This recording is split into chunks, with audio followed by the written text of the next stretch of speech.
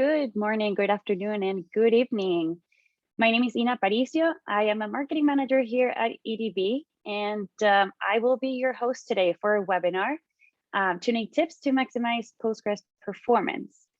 I am joined today by Dave Page, who is the VP and Chief Architect, Database Infrastructure, and Devrim Gunduz, who is a consultant at EDB. Before I turn it over to Dave and Devrim, I am going to go over a few housekeeping items. Number one, this presentation is being recorded, so slides and recording will be shared after the webinar. And then the lines are currently muted, so if you have any questions, just drop it in the question and answer panel, and we'll make sure to go over it. If we don't have time at the end of the presentation, we'll be following up with you offline. And with that said, I will hand it over to Dave and Devrim to kick us off. Thanks, Ina. Good afternoon, good morning, good evening, everyone. Hope everyone is doing well. My name's Dave Page. Devrim, can we have the next slide, please?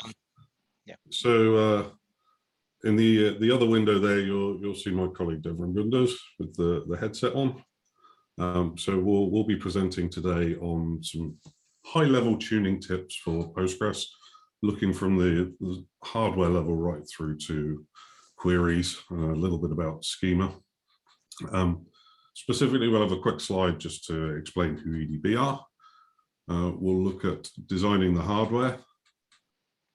We'll look at tuning the operating system and tuning Postgres, and then some tips on tuning queries and partitioning. Please note, as I said, this is pretty high level. We'll give a link at the end to a paper that one of our colleagues has written, Vic Fearing, along with help from Devrim and myself, which goes into this in a lot more detail. So the aim of the session today is just to give you some pointers on where to start looking and what to start thinking about. And then with the aim of the paper that is linked at the end, you can dive right into your own systems and start looking in more depth. Next slide, please, Devrim. So who are EDB? I'm never quite sure which is right. So EDB has been around since 2004. Came out of stealth mode in 2006. I joined on the 2nd of January 2007, so I've been here quite a long time now. I think Devrim joined 2 or 3 years after I did, so he's also been here quite a while now. We're the largest dedicated Postgres company in the world. Our development team are responsible for various contributions to Postgres. You can see some of those on the timeline at the bottom there. 2007, Second Quadrant was launched, and they became part of EDB in 2021. And that leaves us now with, I think, more major Postgres contributors than any other company in the world. So that's EDB in a nutshell. Next slide, please, Devrim. Thanks, Dave. So we will first start with designing the hardware, and I'll start with the bare metal option. So while designing the machines, selecting the right CPU is quite important, because the right CPU probably is going to give you much better performance. So I want to start with the level 3 caches first, because the level 3 cache is maybe quite important for Postgres. So there are at least 2 and quite often 3 caches in the CPU cores. Level 1 and level 2 are specific, tied to the CPU, but level 3 cache, unlike the others, are shared between the CPUs.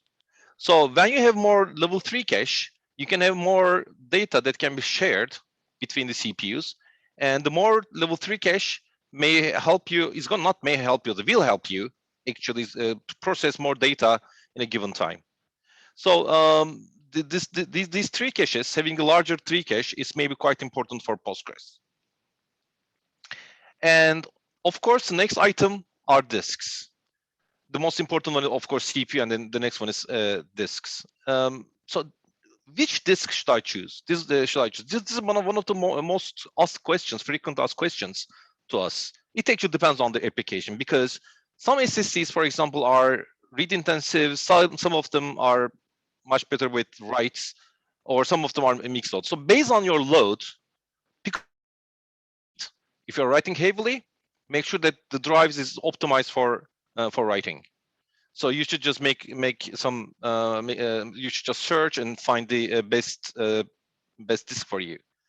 And of course, you should always use RAID. And we suggest you to use RAID 1 at least for the transaction logs. But usually you can use RAID 10 if you need more I/O or much more disk space. And of course, RAID 10 for data. It's both for the backup purposes and consistency purposes, and of course for the performance reasons. And from the on the disks, we have the third option. The third thing that we should consider is using table spaces. From time to time, your drives are going to get slow, or you are going to get some new disks, and the old one will be slower than new ones. So you may want to use those table spaces to store the archive data. So when you are doing data aging along with partitioning, which we are going to describe towards the end of the webinar, as they mentioned. So you may want to push those data to the slower drives and use the newer drives for the actual data. And the third item is RAM. When someone asks us about which component should they buy more, the answer is always RAM and RAM and RAM. Then you can go with others, because that's the cheapest component in all of these three items. I mean, in terms of CPU, disk, and RAM, the RAM is the cheapest one. So go as big as you can. The reason of this, and in the beginning, if you can purchase more RAM, you will probably won't pay more in the near future, because when you want to add more RAM, it will be probably expensive later on. So go as big as you can. The more RAM means more cache. More cache means less I/O. Means you don't have to rely on disks that much. Of course, you will have to eventually. The data is going to be written on the drives, but still, if you cache more, we will end up with having more, maybe handling more connections, handling more transactions, and etc. Another option could be using hot swap RAM, which avoids downtime for upgrades and replacement. So you don't have to put the server down to use hot swap RAM. But the only downside is it's expensive, because you have to double the RAM that you have on the machine. And the fourth and the final part in the hardware design for the bare metal ones is network. It may sound irrelevant, but faster network means faster data transfer, also faster replication.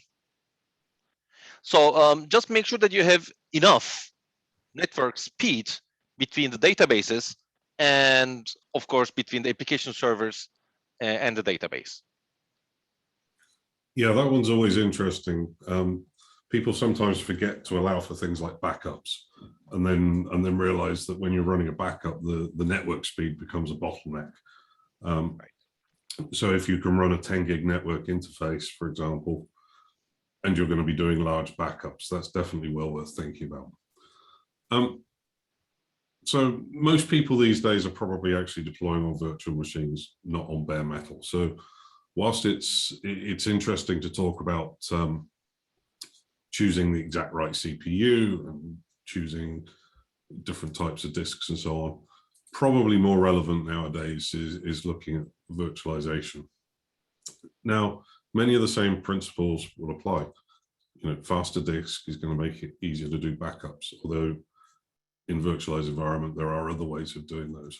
But there are other considerations that we need to make as well with virtual machines. First of those is power virtualization versus full virtualization.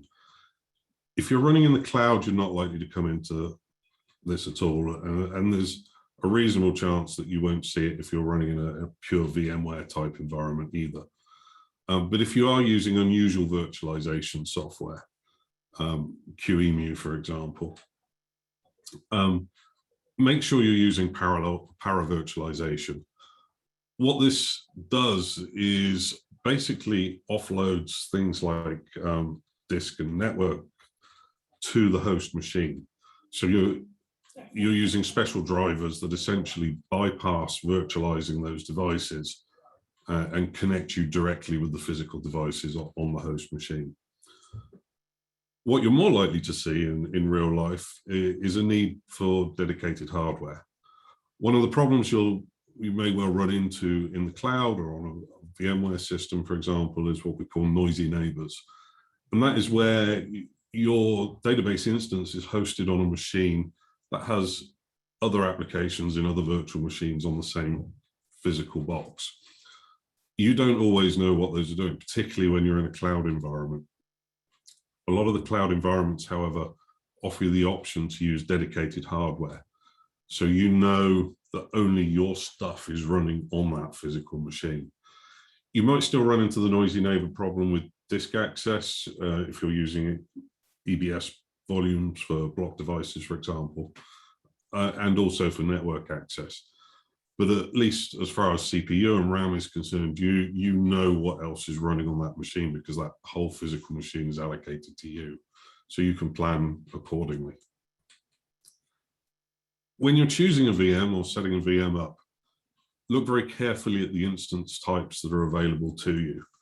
The number of cores and the amount of RAM are the obvious ones, are the obvious things that people look at.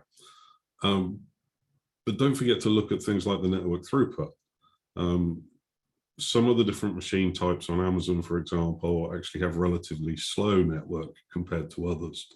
So it's worth just browsing through what's available and making sure you've got the best balance for the number of cores, the amount of RAM, and the network throughput. Now, finally, on here, if you're running on certain types of system, for example, IBM Power springs to mind, you might want to consider NUMA pinning. So this is where you're running virtual machines on one box. And that box has multiple, what are known as NUMA nodes. So consider them different partitions, if you like, of CPU and memory within the system. Now, normally you don't have to worry about that, but what that means is if a process gets swapped from one NUMA node to another NUMA node, it's essentially transparent to you, but it comes at a pretty severe performance cost. When we're running virtual machines on a system that supports it, what we can do is pin those VMs to specific CPU cores. And that helps prevent that performance loss if the process gets swapped across to a different NUMA node. Again, you're not likely to see this in the cloud, but you might see it if you're running on more specialized hardware, such as the IBM Power platform. Next slide, please, Devrim. Thank you. Disks are the other thing that can be slightly different in the virtual environment. If you're running on VMware, then typically you'll have the option of pre-allocating the virtual disk space. So if you create a new virtual machine, even if you just do it on your laptop in VMware Fusion or VMware Workstation,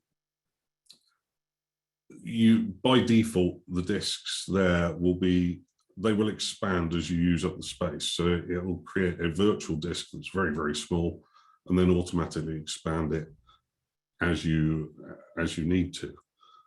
What that effectively means, though, is that virtual disk can become fragmented on the system that it's running on. When you're building a database system where you're looking for performance, make sure you pre-allocate the disk. So if you allocate an 80 gig drive for your database, for example, what that pre-allocation means is it will use 80 gigs of space from day one. So it will pre-allocate all that space on the physical drives. That can then avoid fragmentation. It may not avoid it all because it might still have to fragment when it creates it. But it can minimize it and save on any performance issues if it has to allocate more space during operation. Now, Devrim mentioned RAID earlier on. we've looked at using RAID on Amazon. So one of the common scenarios that people have suggested to us in the past is that you mount multiple block devices on your virtual machine and then use Linux MD RAID to stripe the data across those block devices.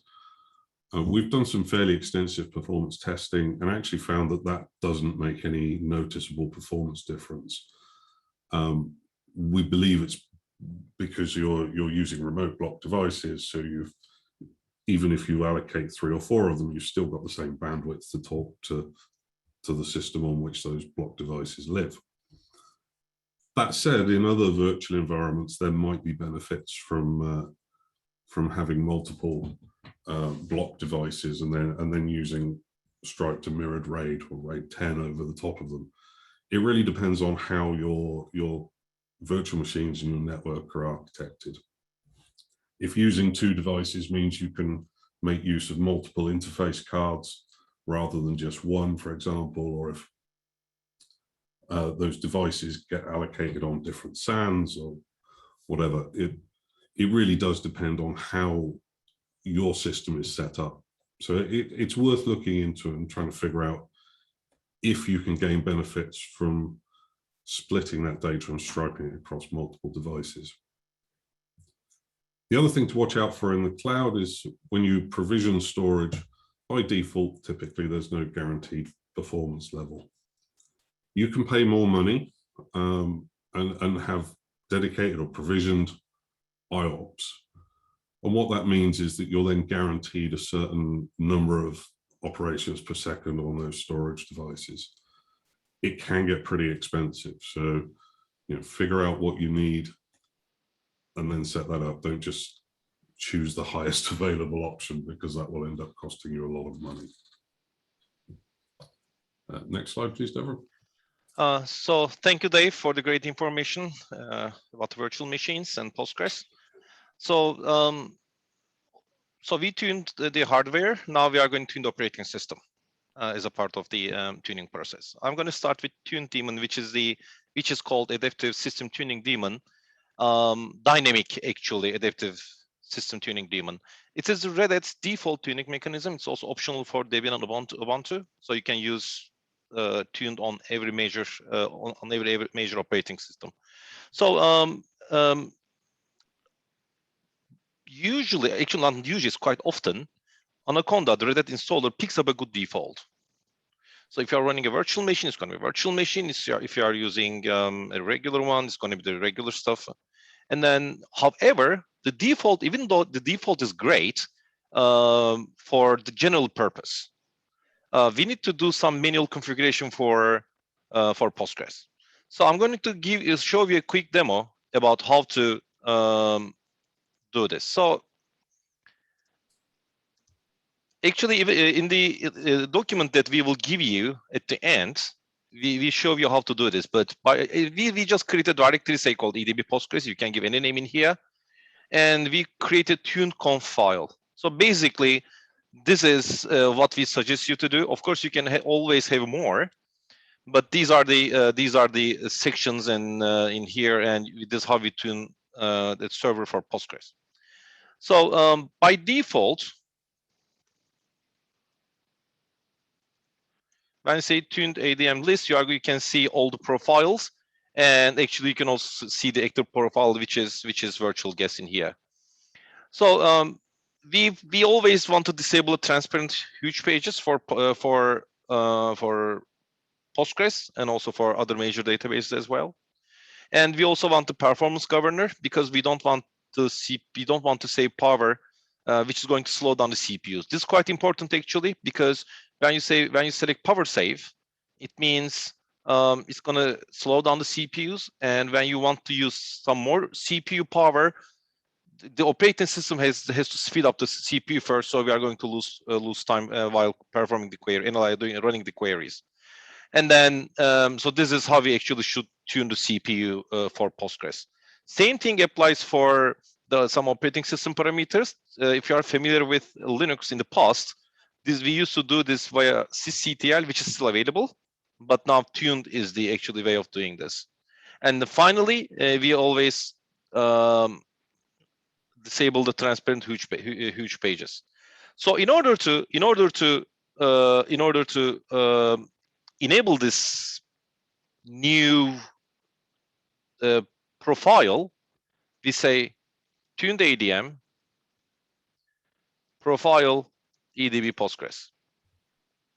Okay, so now when we say, of course you can do more, but now the active profile is EDB Postgres. This is how we change. And then, of course, we will need to disable huge pages in grub in the kernel, and we will have to write it to grub, and we have to reboot the machine, which I'm not going to do right now. So this eventually requires a reboot for all of the settings to change effects.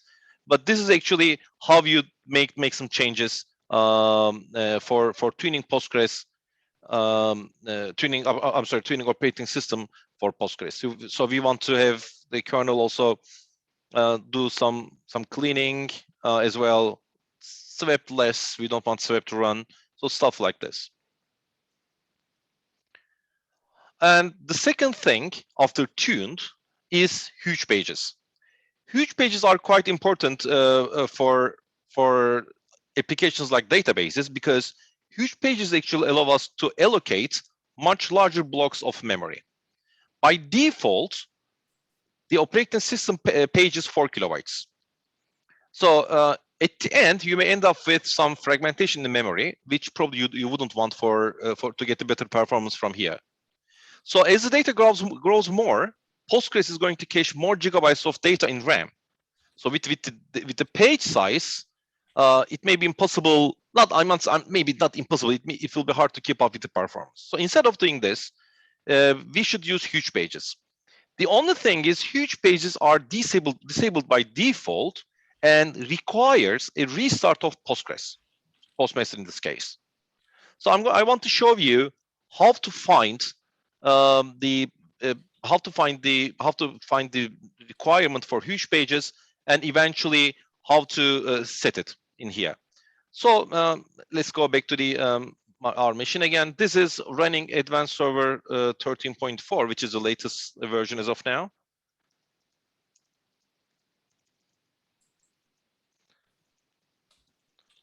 First, we find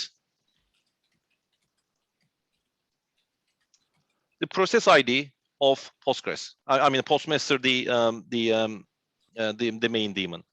So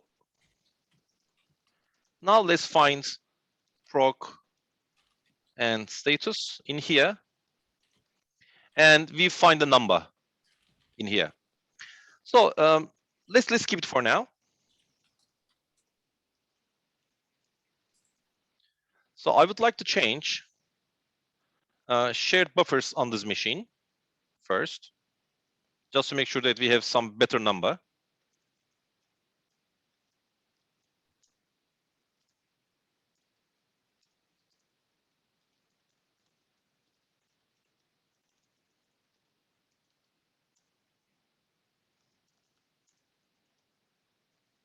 So let's find the new process ID.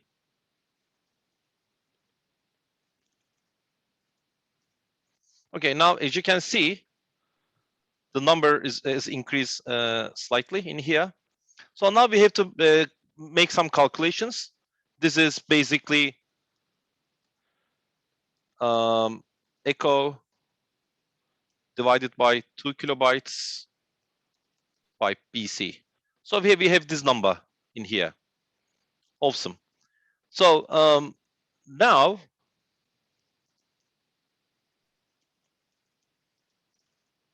let's go back to the tune daemon.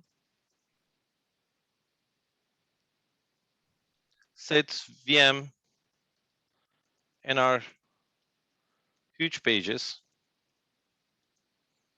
to this number that you just found. I actually suggest you to use a bit more, like this, right? Like this. And oops, sorry.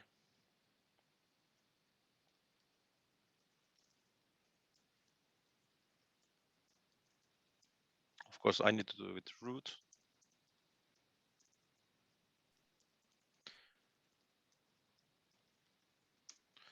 So I'm now applying those changes for us. Okay, now we can again connect to the database server.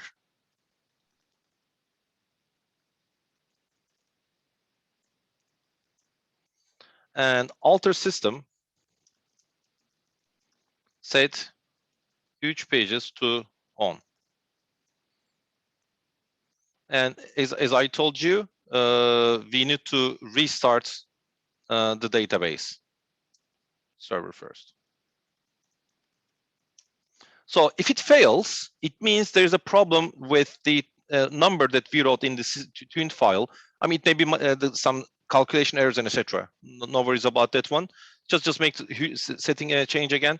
Now Postgres can use huge pages. That's all. And now Postgres can benefit from this huge pages feature as well. So this was easy. We just found the memory requirements, made some calculations and changes. And the other step about Postgres performance from the operating system point of view is optimizing file system. In order to get more from the file system, please please use no access time while mounting the file system, because Postgres actually doesn't rely on file access time.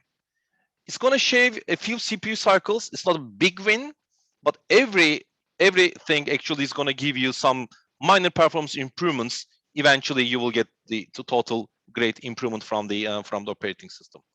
Finally, from the operating system point of view, we have the file system type selection. So there are several options available in the file systems, and XFS is the most popular and also default on major operating systems.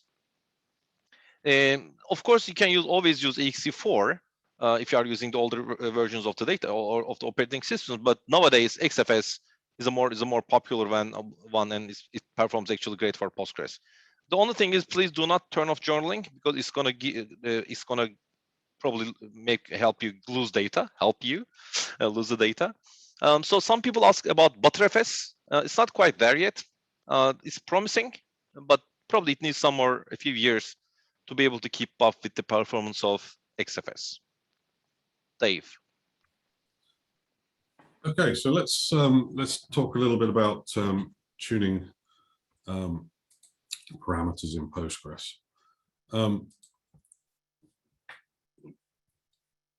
There we go. There's the right slide. So out of the box, Postgres is designed to run anywhere. Raspberry Pis, POS or point of sales machines. Our build farm, in fact, at one point even had a PlayStation 2 running the regression tests. Now that's great, because it means that everybody gets a reasonably good experience when they first start Postgres, because it usually doesn't fail to start. But it does mean that you need to do some tuning to get the optimum performance out of whatever hardware you have. There are some parameters that should always be changed.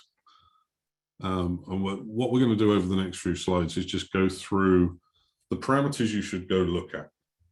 Now, I mentioned earlier the document, we'll share the link to at the end, which goes into this a lot more detail. It goes through a lot of these settings and tells you how to actually go about calculating default values. We don't have time to go through all of that for all of these right now, so that's an after-class homework assignment, I guess. Similarly, the demos that Devrim just gave on using TuneD, for example, they're all documented in the paper as well. So you don't need to remember everything that we've said and shown on the slides right here. So I'll go through the various settings. Sorry, Devrim, you can go to the next one. You may hear us call these GUCs. So these are Postgres settings that are stored in the postgresql.conf file, or a file that's included in it. They're also what tends to be what gets set if you do an alter system command in Postgres. So that's basically writing one of these config values. And as I say, they're often called GUCs, which actually stands for Grand Unified Config. It's a sort of Postgres development term. But if you ever hear that term, then it's one of these settings that's being spoken about. First one to think about is max connections. When Postgres first starts, max connections defines obviously the number of connections that that can be made to the database at any one time, but it's also used to size various internal data structures, in particular one called the proc array. Now, the proc array, there are various things that happen when Postgres is running that require the proc array to be examined. That, as you can imagine, can take a lot of CPU cycles. It can cause lightweight blocks and so on to be required. So minimize the number of the value you set for max connections. If you're only ever going to have 10 people connected to the database, don't set it to 100. Now, in an ideal world, max connections would match the number of CPU cores you have. Unless you've got a really big server, that's probably not going to be the case in reality. So we'll often see sort of 2-to-1 or 4-to-1 ratios or whatever. But if you can, it's nice to match it to the number of CPU cores. Now, one thing that's definitely worth remembering is if you have lots of connections, i.e. hundreds or more, or even thousands, use a pooler. Don't try and get that many connections to be handled by Postgres directly. It's not going to play out well from a performance perspective if you have max connections set to 5,000 or something like that, for example. You will almost certainly benefit from using a pooler such as pgpool or pgbouncer. Pgbouncer is the lighter one if you're just doing very simple pooling. Next slide, please. Okay, shared buffers is probably the second one that everybody changes. So this is the main cache, if you like, that Postgres uses. So data, when it's read from disk, will be stored in the shared buffers. Updates will be made directly into the stored buffers and then get written out to disk at a later time. Typically, this depends on RAM. Common to see sort of 30 to 50% of the available RAM. You really don't want to go any higher than 50%. Workmem is the size of a block of memory that will be allocated for use for sort and hash table operations when queries are executing. So this might be set to 16 megabytes, for example. It's worth remembering that there are multiple sort operations or hash table operations and similar things going on in any kind of complex query. So workmem might actually be allocated multiple times. So be really careful. It's kind of tempting just to say, oh, I'll make that a gigabyte, and that'll make sure that my sorts never spill to disk. But if you've got a query that's going to do 8 different sorts because you're joining 8 tables and so on, you might have just accidentally allocated 8 gigs of RAM. So be careful with that. There are logging options that will show later on that will help you figure out if you need to increase workmem, but just be careful not to overdo it. Maintenance workmem is used for maintenance operations like vacuum, indexing, and so on. Reindexing is dependent on the available RAM, but typically users will set sort of 1 to 4 gigabytes or so. Auto vacuum workmem is similar. Have we lost the slides, Devrim?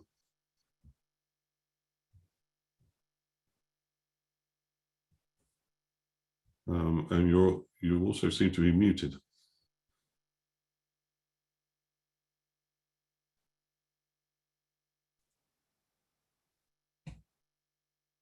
Yeah, I think we're having a minor technical problem. Okay, is it fixed now? I can't see the slides anymore.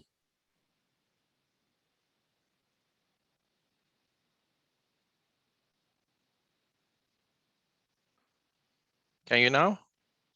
Yep, just go into present mode. Oh, I did, but I'm seeing them in edit mode on slide 26.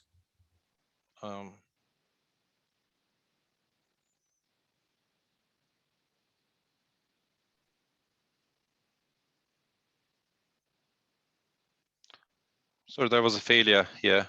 Can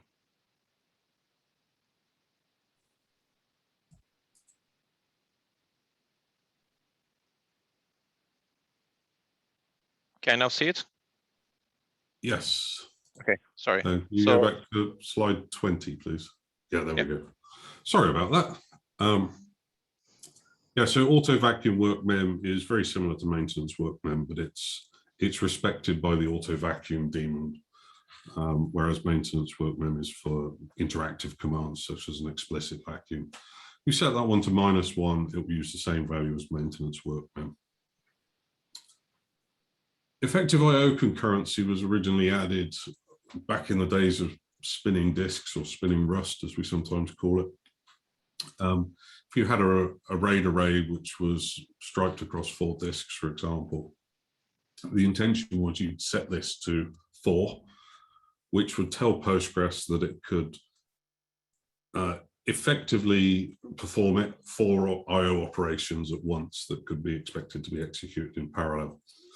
Nowadays, with modern SSDs, and Devrim's mentioned SSDs a few times, but you know what we're talking about here also applies to NVMe drives. We would normally actually set this to a few hundred, and that's because SSDs and NVMe's can handle lots of operations in parallel. Next slide, please. There are various settings to look at regarding WAL, that is the write-ahead log or transaction log that Postgres maintains during normal operation. WAL compression we will almost always set to on. This helps us to reduce the amount of I/O by compressing the WAL before it's written to disk. It costs a little bit of CPU, but normally the cost of the CPU is well worth sacrificing to reduce the amount of disk writing that we're doing. WAL log hints. So a little bit complex, but in Postgres, within the data pages that it stores on disk, has what we call hint bits, which help give hints to Postgres about the visibility of different tuples within the database, or different rows within the database. Logging those in the WAL is actually very useful for utilities like PG Rewind. So that one, whilst it's not so much a performance issue, it's certainly useful when you're doing backups and restores and so on. WAL buffers, so this is the amount of shared memory that's allocated for unwritten WAL data before it gets written down to the disk. WAL is written in 16 megabyte files. We would typically recommend 64 megs of WAL buffers, so enough for 4 WAL files. And the last one on this slide, checkpoint completion target. So Postgres is going to checkpoint the data periodically. It's going to do that either when a certain amount of data has been written, or it's going to do it on a schedule. Assuming that it's running on a schedule, we want to spread out how long that checkpoint takes to complete, so that we minimize the spike of activity. So what we actually aim to do, and as of v14, this is the default, is set checkpoint completion target to 0.9. So we're effectively using 90% of the time in between checkpoints to write each checkpoint. So we're spreading that load right across the period between the checkpoints. As I say, that's now the default as of v14, but 0.9 is a good value to use it on older versions of Postgres as well. Checkpoint timeout is the maximum amount of time between checkpoints. Longer timeouts, as it says, may end up with longer recovery times. Lower values may end up with more I/O. So this is very, very dependent upon your workload. Now it says maximum time between checkpoints because max WAL size, the next parameter, if we exceed that, then a checkpoint may happen regardless of whether we've hit the timeout. So what this is saying is create a checkpoint every time X megabyte of WAL has been written. typically what we want to try and do is just let the checkpoint timeout handle it. But you may have other requirements where, for whatever reason, you don't want to do that. So you might want to adjust this, but not what we would normally say is set the value here high enough so Postgres will typically and almost always checkpoint because of the timeout, rather than the amount of wow that it's written. And note that this is a soft limit, so it might not cause a checkpoint to happen exactly on that that amount of data, but somewhere around it. Next slide, please. Query tuning. So a lot of the parameters here, or certainly the first 3 parameters here, are effectively arbitrary numbers, but they're relative to each other.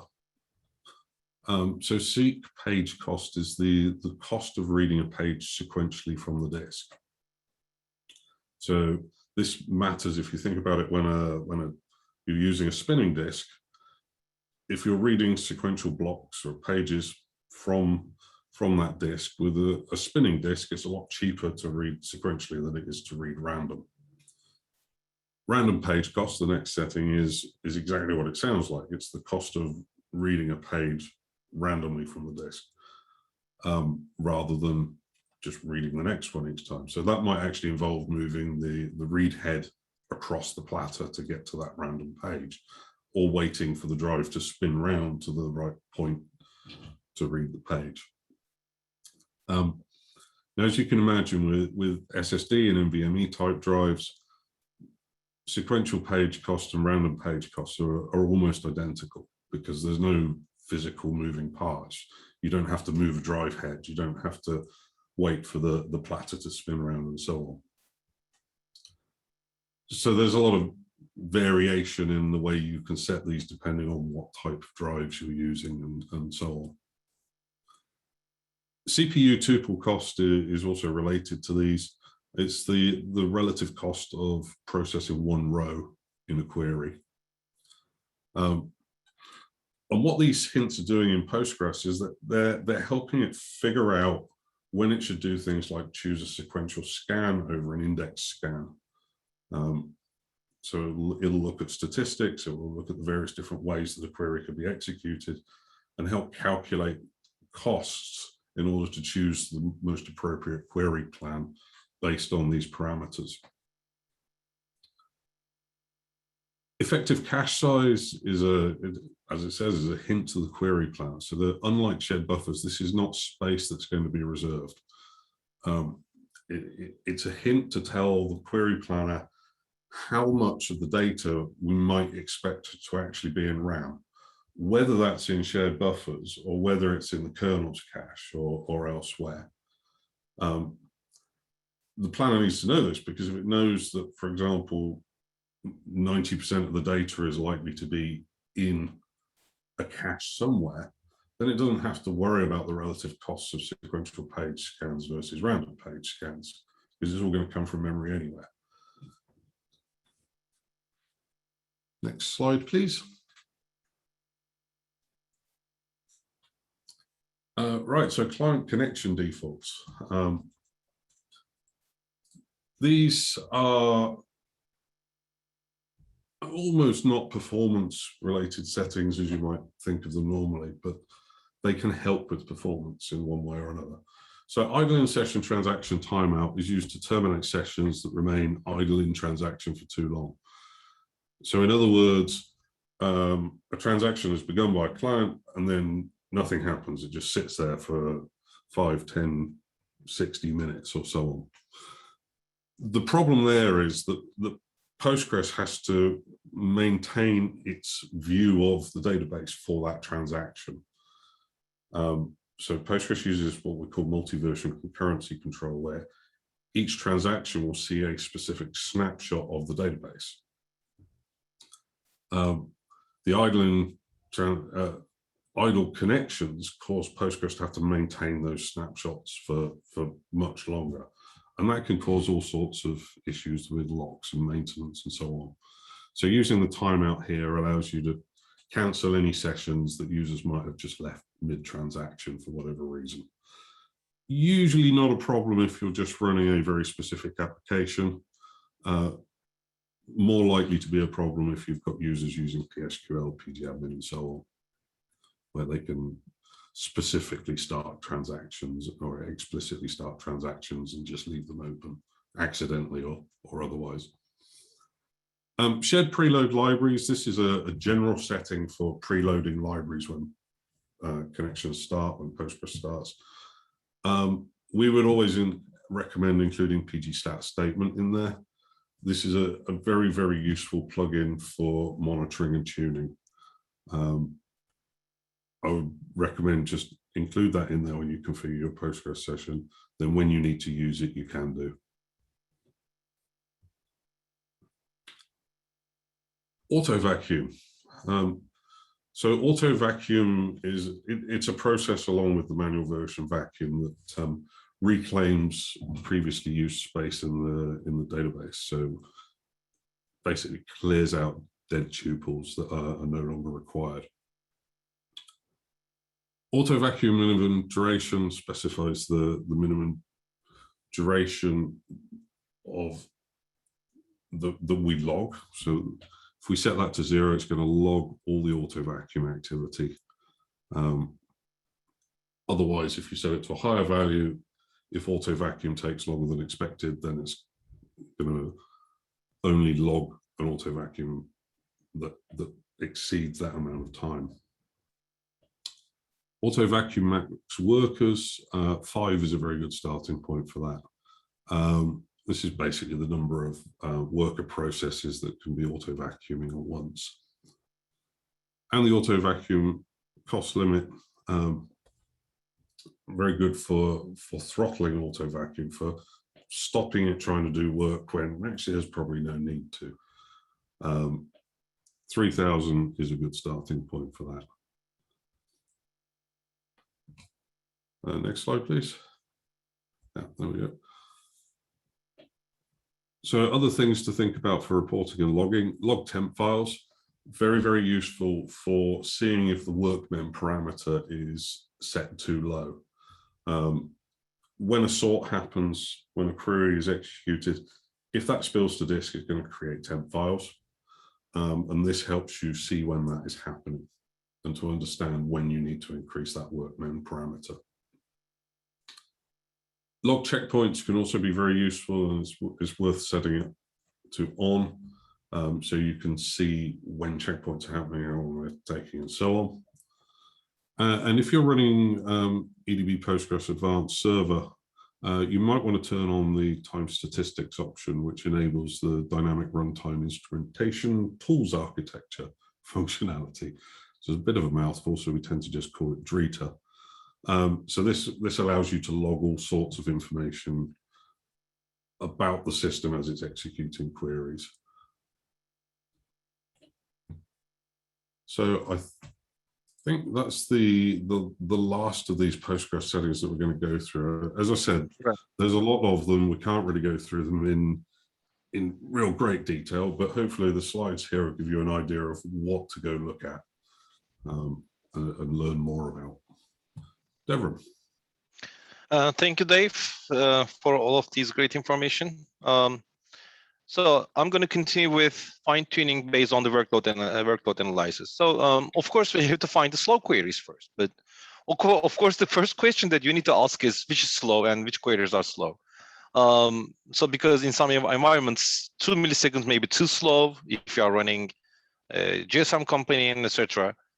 Or maybe it could be 100 milliseconds, all up to you. It all depends on the requirements. But anyway, we still have the log minimum duration statement. By default, this is -1, which means it is disabled. So we don't actually log, like say, slow queries. So start with a number that suits you. It may be a second, it may be 100 milliseconds, or it may be 50 milliseconds, depending on the application right now. Just start logging the queries and start fixing them. And once you fix them, you can decrease the log minimum duration statement until you reach to a point that logs will be too.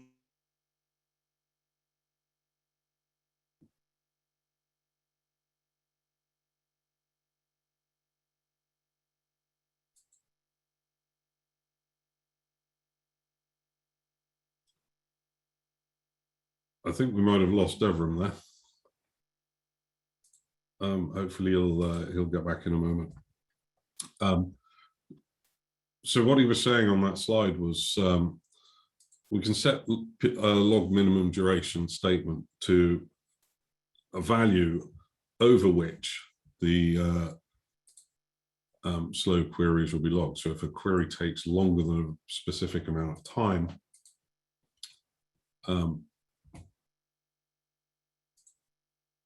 then it will be logged. I'm just going to share the slides from my end, so hopefully that can be seen.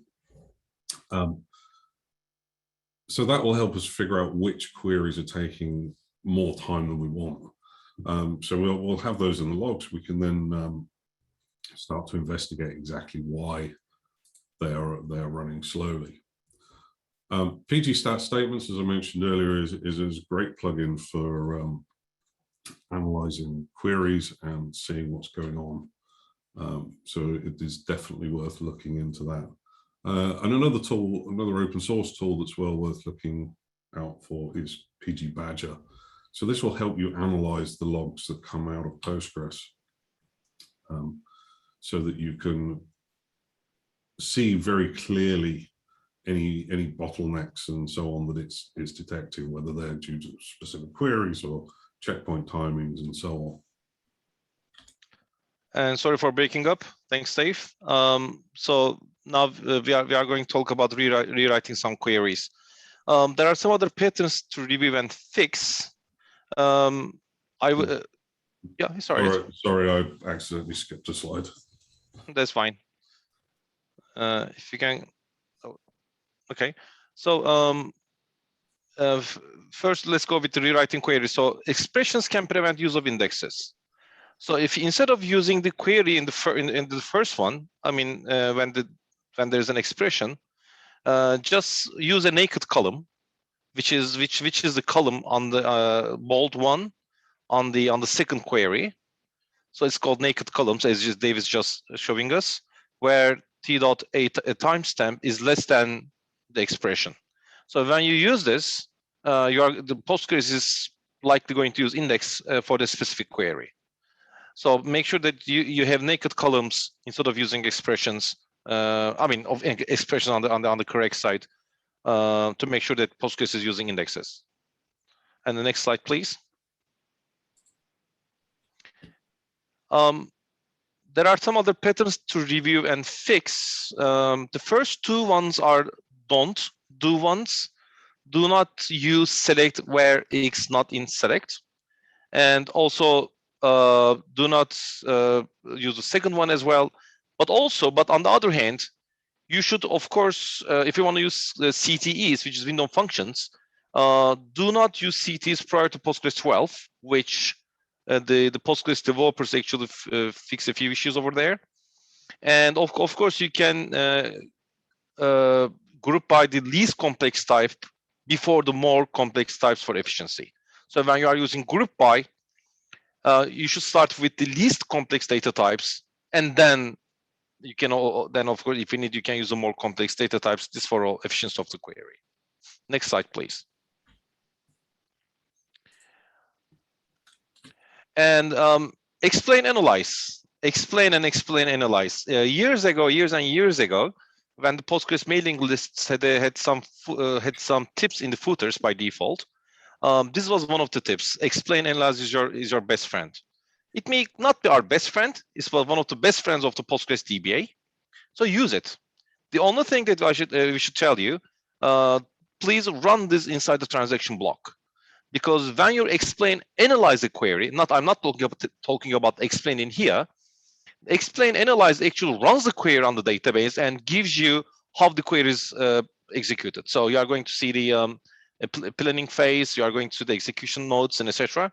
So if you run explain, it will just gives you the planning phase of the query, not the execution phase. But if you say explain, analyze, the query is actually going to run.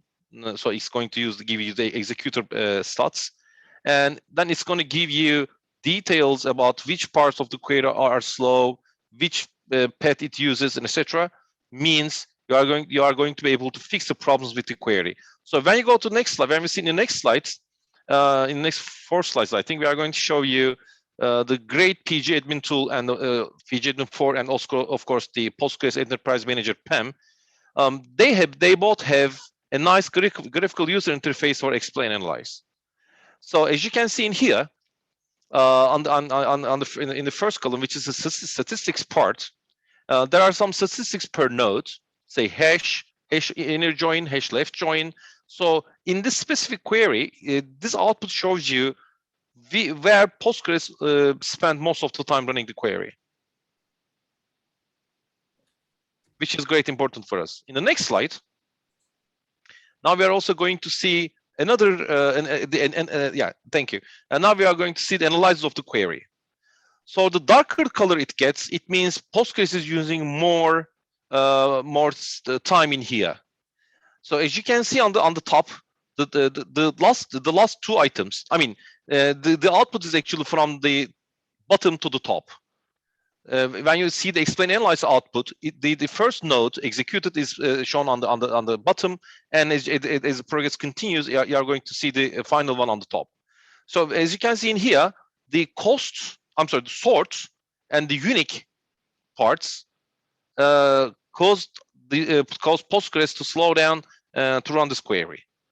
So now we may have to analyze if there's a missing index or not.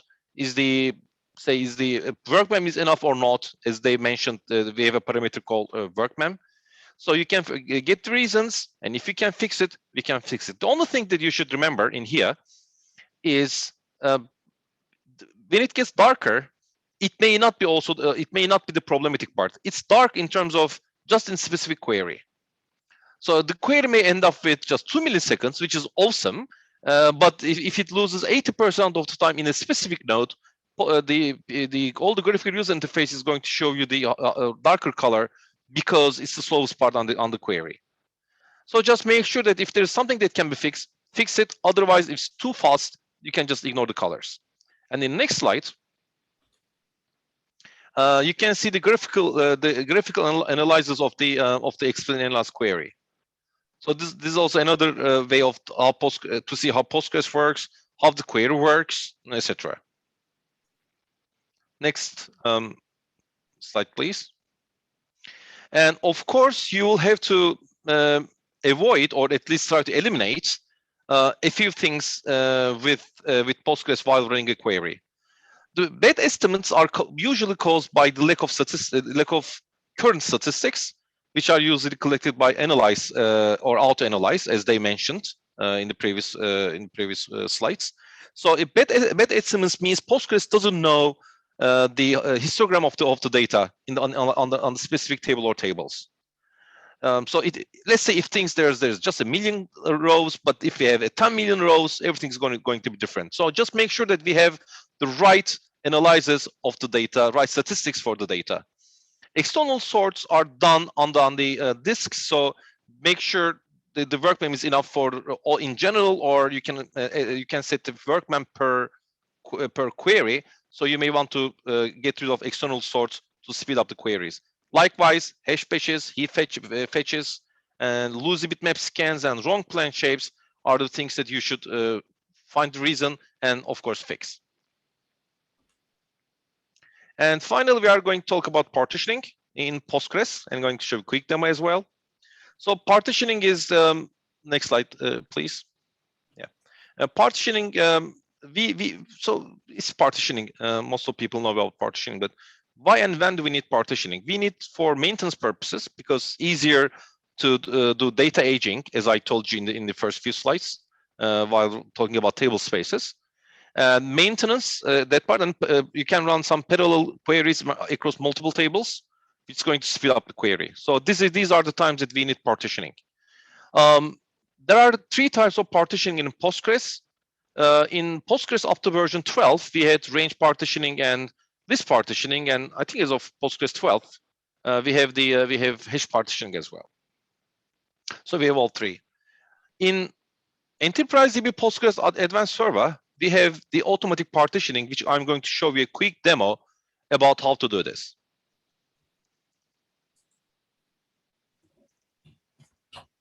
I'll just swap the screen share back.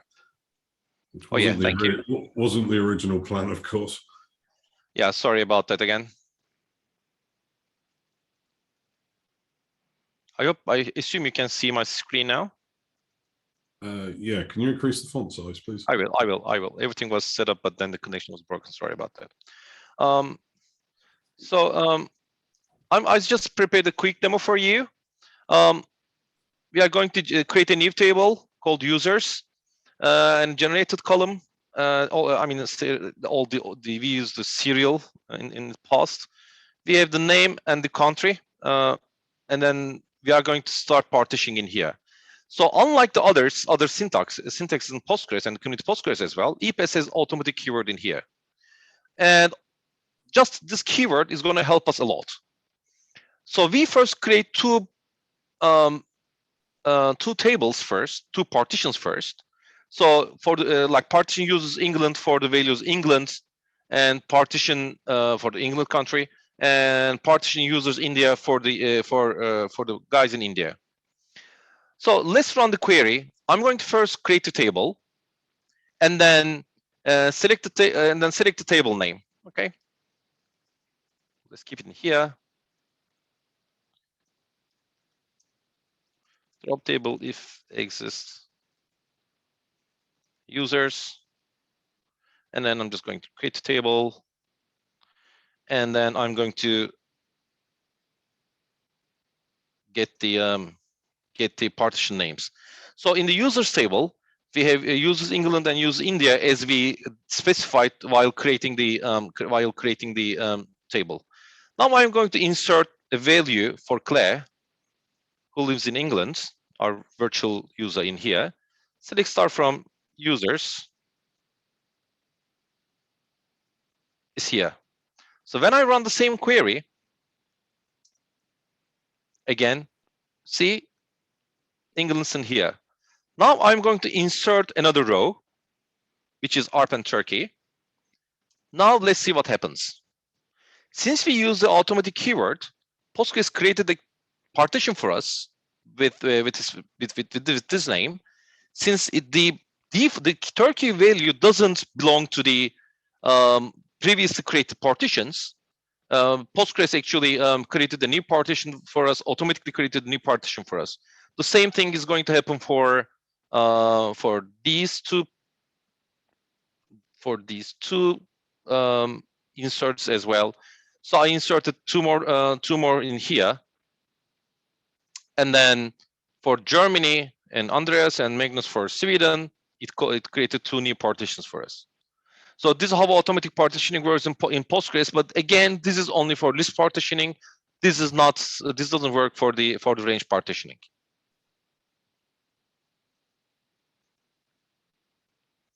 And then I'm presenting Dave for you. Thank you. Back to normal with the slides. So what can we conclude from this? Next slide, please. Yeah. The hardware, the operating system, and Postgres itself are really the three main things that you need to be able to tune to effectively run a production Postgres system that you need to get the best from.